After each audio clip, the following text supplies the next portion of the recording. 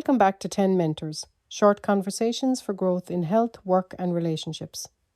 You know, we all want to be remembered for something, to make a difference, to leave the world a little better than we found it. But to be part of that kind of change, we first need to know who we are and what shapes us. And it all starts with beliefs and values.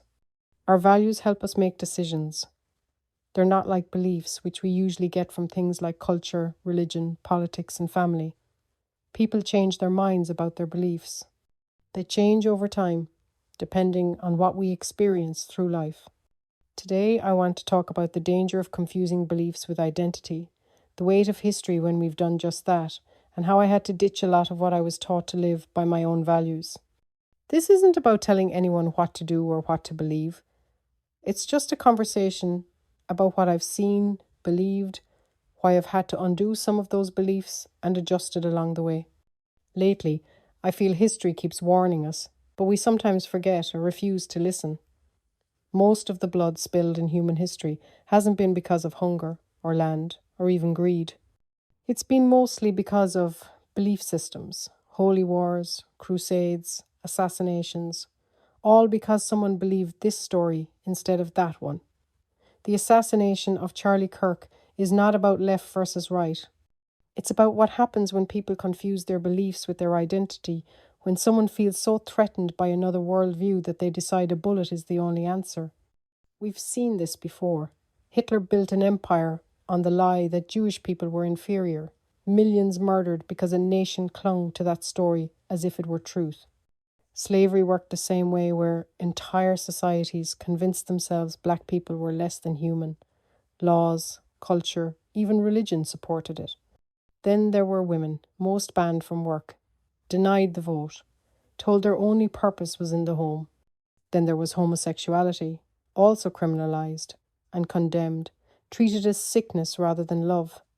Even look at North Korea today, an entire nation convinced the rest of the world is evil. Generations raised on propaganda told the same story until it becomes their reality. I know about brainwashing too. I grew up in a strict Catholic upbringing in Ireland. From school age, beliefs weren't optional, they were taught as truth. We were told divorce was a sin, abortion was a sin, many things were a sin. Then there were women sent to the Magdalen laundries, a prison for women who got pregnant outside of marriage.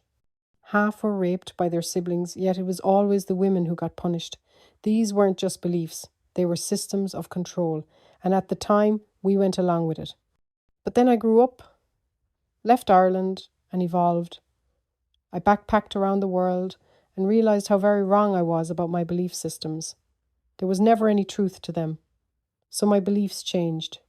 I realised if people need to divorce, they need to divorce. If someone must make choices about their body or their life, who am I to say otherwise? That's their journey, not mine. Even now, as I live here in Sweden, where many are atheists, I wouldn't force my Catholic beliefs on them. Why would I? See, my job isn't to force beliefs on anyone. My job is to live by values, honesty, kindness, and respect. Some of my family and friends didn't vote for gay marriage. Does that make me hate them? Absolutely not. That's their belief. But it's not mine, and it's not my identity, and it doesn't change my values. See, when you travel, you notice belief systems everywhere. How people love, eat, marry, grieve. Noticing them, however, doesn't mean we need to adopt them. It means being awake to them. The point is awareness.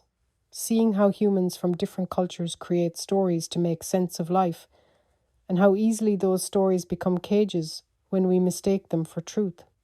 And that's the heart of this conversation. Don't get so caught up in debating beliefs that you forget your values. You don't need to win every argument about politics, religion, or culture. What matters is the person you're becoming.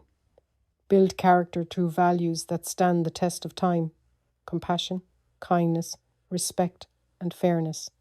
Because those values aren't cages, and they don't belong to a party, a religion, or a tribe.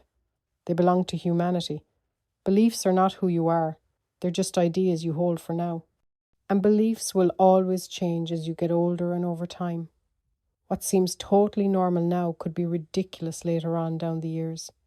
I'll end it like this. History is full of blood spilled in the name of belief, but the future doesn't have to be. If we stop fighting over beliefs, maybe we'll finally see each other as human again. Because in the end, if you cling to your beliefs, you'll fight. Live by values, and you'll grow. This is 10 Mentors. I'm Quiva. Thanks for listening.